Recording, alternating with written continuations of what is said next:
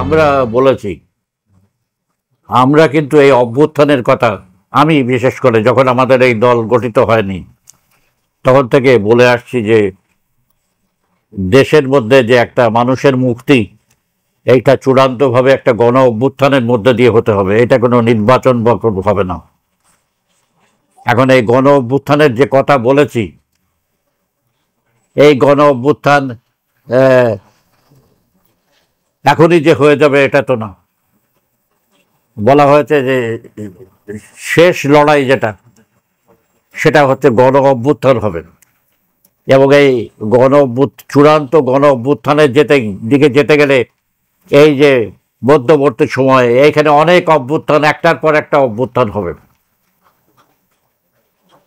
এবং সেই অভ্যুত্থানের মধ্যে দিয়ে আসল পরিবর্তন কিছু হবে। এই অঞ্চলেও দেখা গেছে যে 52 সাল থেকে শুরু করে যত একটা বড় ধরনের পরিবর্তন হয়েছে, সেগুলো সবই কিন্তু গণ অভ্যুত্থানের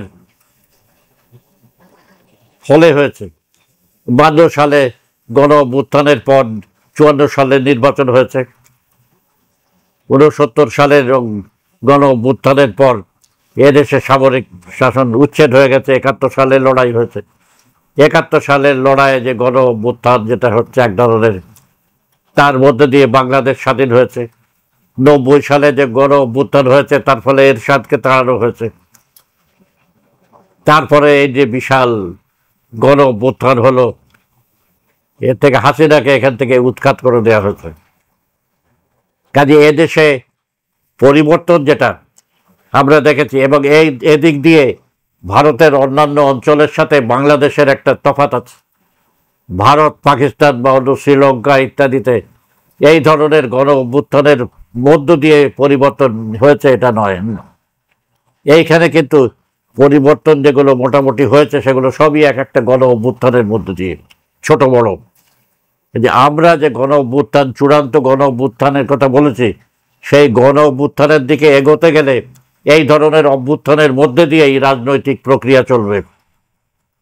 আসলে নির্বাচনের মধ্যে দিয়ে যা হয়, নির্বাচনের মধ্যে একটা হয় যে গণ অভ্যুত্থানের মধ্যে দিয়ে যে পরিবর্তনটা সমাজের মধ্যে এলো, সেইটা একটা রেকর্ড হয় নির্বাচনের মাধ্যমে বলা চলে।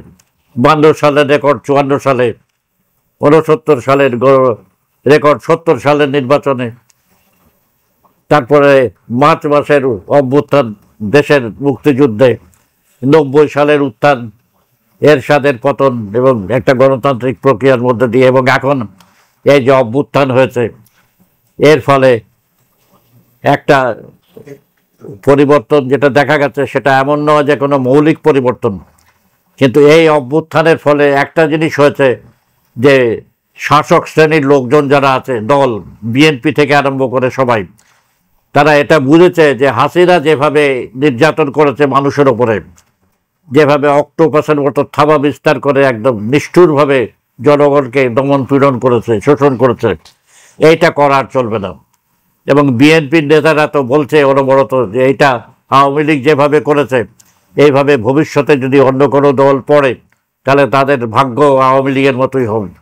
এই একটা উপলব্ধি তাদের মধ্যে এসছে।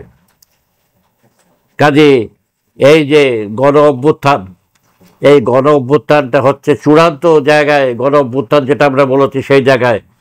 এটা আমরা বলেছি যে সমাজ যখন একটা বড় ধরনের পরিবর্তন হবে, অর্থাৎ এই চূড়ান্ত যে অভ্যুত্থান, অন্য যে অভ্যুত্থান হচ্ছে এর মাধ্যমে অনেক পরিবর্তন হলেও মৌলিক যে শ্রেণী অবস্থান, শ্রেণীদ্বন্দ্ব, এর কোনো পরিবর্তন তো হচ্ছে না।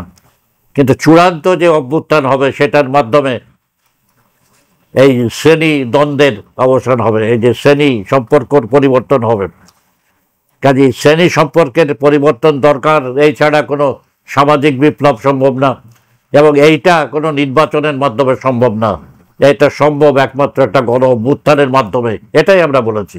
এবং এখনো আমরা এটার উপরেই, এই বক্তব্যের উপরে, এই নীতির উপরেই দাঁড়িয়ে আছি। আমরা কতদূর কাজ করতে পারছি বা এগোতে পারছি বর্তমান পরিস্থিতিতে সেটা আলাদা কথা, কিন্তু এইটাই আমাদের লক্ষ্য, এই নীতি আমরা নির্ধারণ করেছি।